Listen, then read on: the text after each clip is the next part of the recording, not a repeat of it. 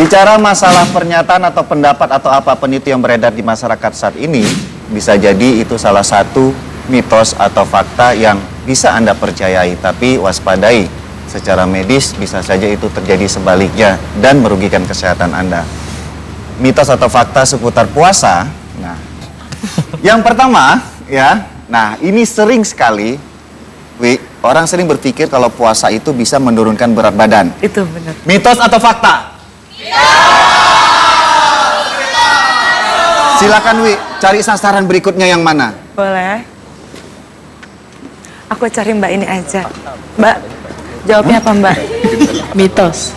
Biasanya orang yang habis puasa itu makannya banyak. Balas dendam. Gimana dokter? Jawabannya adalah fakta. Silakan dok. Jadi teman-teman perlu tahu bahwa ketika berpuasa kan kita mengurangi volume makanan. Ya, yang hilang terutama karbohidrat. Karbohidrat itu mengikat air. 1 gram karbohidrat mengikat 3 gram air di tubuh manusia. Ya, jadi ketika kita berpuasa, ketika kita kurang konsumsi karbohidrat, maka tubuh kita secara otomatis kehilangan berat air. Jadi berat badan berkurang nggak? Betul.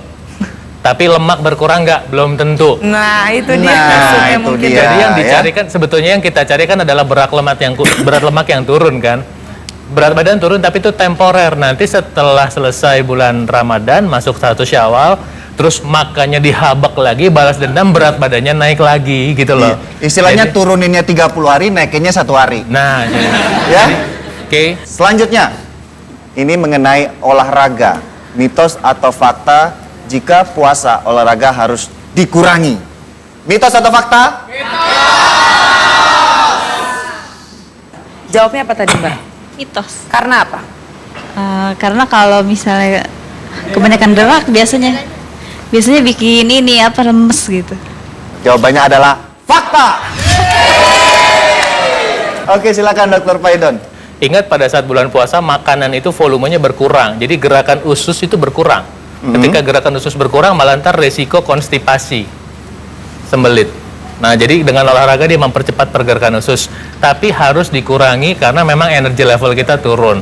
Tinggal nanti bagaimana caranya menyiasati sesuai dengan kebutuhannya. Misalnya kalau atlet itu pas sebelum buka puasa, udah mulai warming up, kemudian buka puasa, kemudian lanjut dengan latihan intinya pada saat setelah selesai berbuka puasa. Jam berapa berolahraga saat bulan puasa itu? Itu kembali pada individu masing-masing. Oke. Tapi timing yang sangat baik menurut saya adalah menjelang berbuka puasa, khususnya bagi teman-teman yang memang pengen fat loss ya, pengen fat loss not weight loss. Jadi pengen ngurangin lemak badan karena pada saat seharian udah berpuasa, gula darah sangat rendah. Bila kita pakai untuk olahraga itu, tubuh akan dipaksa menggunakan lemak sebagai sumber energi. Begitu. Jadi itu ceritanya. Kalau Cuma jenis olahraganya dok, treadmill masih boleh ya? treadmill oke. Angkat beban? Intinya aerobik. Nah, kalau Aerobik. kalau mau latihan beban saya sarankan setelah berbuka puasa. Oke, yang berat. Diisi dengan karbohidrat dulu. Misalnya makanya pas buka puasa tadi kita bisa pakai kurma atau air kelapa tanpa gula. Oke. Ya. Kemudian pisang. Jadi ketika ada pisang kita olahraga dengan latihan beban itu tenaga kita cepat naik gitu. Oke, siap.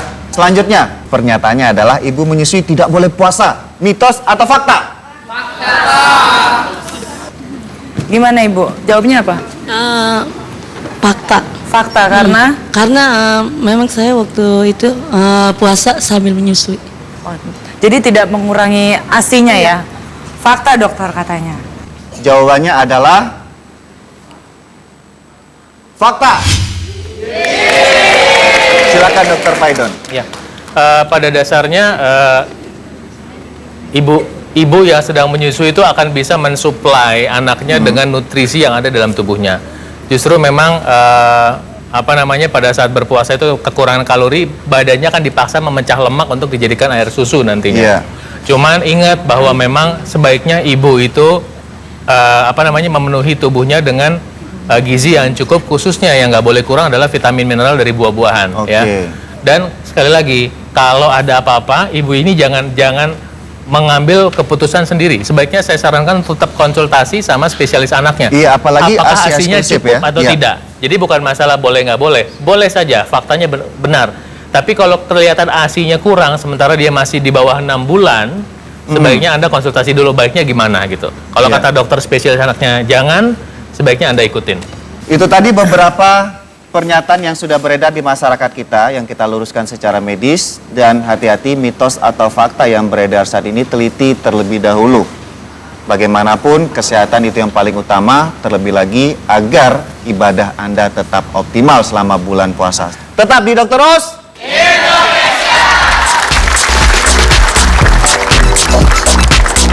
Semaksimalnya saja, jangan Tetap dipaksain. bugar di bulan puasa dengan olahraga.